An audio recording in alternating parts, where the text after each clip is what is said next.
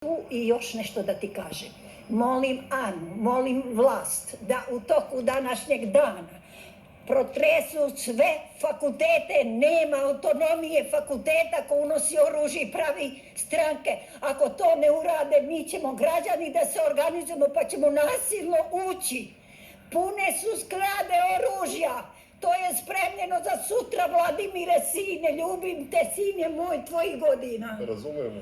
I ja vas molim Anu, molim Vučića da se danas bez mišljenja o autonomiji fakulteta, da se uđe u sve zgrade, pretresu, a posebno da se otključaju ove ovde zaključane, a da će narod odlučiti. Ako to vlast ne uradi, mi ćemo se organizovati, poulazi, sve polupati. I ovako su nas sve polupali. Hvala, molim vas, samo se smirite. Poštovanje, kako na vas? Jedan hoštapleri, sve ću im mazati izmetom od kučića, nemam snage, godine su da i fizički napadnem. Gospođa, ne sme niko fizički da se napada, ali razumem, potrešeni ste. Namažem sa izmetom, to nije fizički napad.